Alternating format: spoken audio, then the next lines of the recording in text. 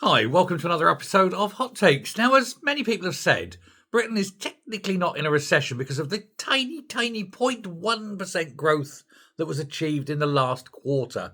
But remember, that quarter included Christmas, when a lot of spending on food and presents is encountered within those figures. So if Christmas can only get you 0.1%, then you really are in a bad way. And Rachel Reeves is now flirting with recession. It's undoubtedly, Sol's Christmas. We're in a recession. Spending is down, growth is down. Certainly, international investment is through the floor. There is nothing she can do to reverse it, of course, and it's only ever going in one direction. It's going to get far, far worse. Now, economists say that in any month, if you're going to be any kind of healthy relationship in an economy, you need a minimum and an absolute base level of 0.4% growth in a month. 0.1 is so far off the radar that it may as well not actually exist. Julian Jessup is an economics fellow. He's at the Institute of Economic Affairs, big sort of think tank about the economy, finances, taxation, you name it. He says that the Chancellor is deeply beleaguered and should have no cause for celebration over this 0.1%. He said it saves her face because, technically not in recession, but it's such a sticking plaster on an open wound. He says it will not help at all. He says the first official figures for the first UK GDP in the final quarter of last year may not have been quite as bad as expected. He says, but there's some keen to trumpet economic growth of 0.1% as good news. But overall, this is not the case. Now, of course, she's been under pressure ever since taking the office for basically found out about lying about her qualifications, lying about her job experience, lying about the times she was spent in those various jobs. Now it's turning out that there's questions on her honesty with regards to expenses. She was investigated for dubious practices at HBOS.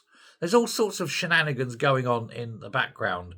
It's quite clear that she's not capable of doing the job, that she has no understanding of economics or of tax, and that she is literally over-promoted.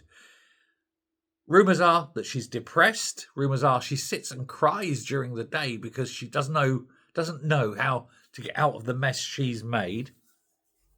Phone calls often go unanswered as well. She knows that there's certain people she just doesn't want to talk to because the conversations are far too difficult for her.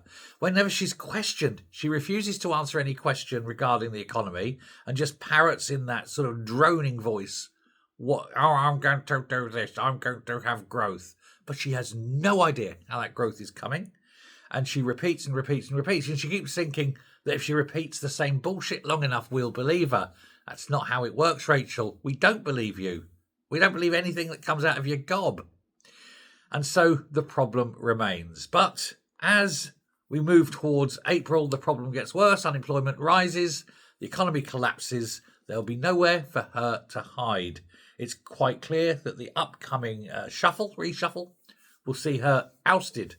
But any Prime Minister who gets rid of a Chancellor so early usually has problems themselves. So it could also be difficult for Starmer. One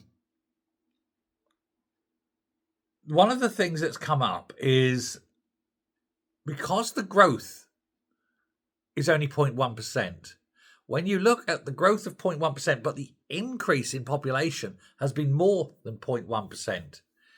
And someone pointed this out. I was unaware about this, and it's a useful thing to know. So because the growth was 0.1%, but the UK's economy grew 0.3% in the same period, it means that we are in a technical recession.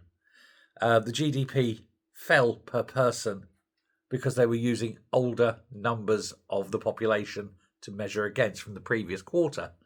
This rise in numbers of people would actually have reduced it to minus 2%, reduction in the economy, GDP.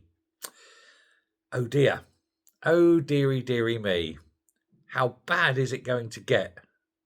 Well, depending on who you listen to, and there are various people on the left or on the right, there are various people from, let's just say, different biases, but it seems to be converging on a 0.5%, half a percent recession figure next time. The economy will shrink in the next quarter by 0.5%. And of course, the next quarter is January, February, March.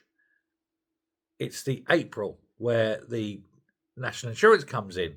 So the following quarter, April, May, June, is likely to be a much bigger fall than that. That will be officially a recession, and it's going to be a hard drop. Don't go making major purchases just yet.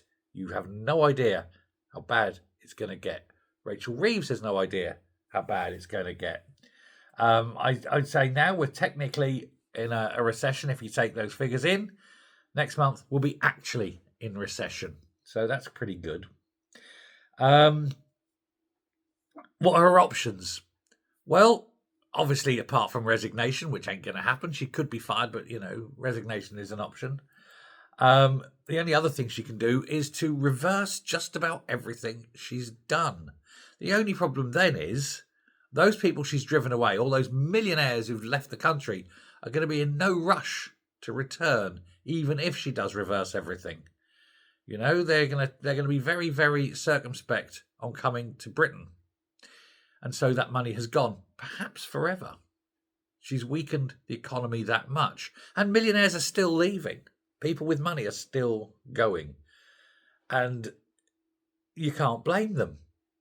Why should they? Why should they stay? I mean, if you've got capital and you can move it, of course you're going to move it. You're not an idiot. Kick the stand there. So, she literally has nowhere to go. She's done it to herself. She's done it to us. And it has proven an absolute disaster, for the want of a cataclysmic disaster for the economy. This is always what happens, though, under socialism, isn't it? Because they don't understand how money works, how tax works, how people work. You make things hard. People come up with novel ideas on how to get out of it. Because people are clever. Cleverer than Rachel Reeves, that's for sure. And it doesn't matter how many times she sits there and says, I'm an economist. It becomes clearly apparent that you're not. And unfortunately, Britain is suffering for it. Starmer, if he had any balls, would fire her. He hasn't, so he won't. But the reshuffle in May, that'll be his excuse. Let me know what you think. Till next time, stay safe, stay well, and I will speak to you later. Bye.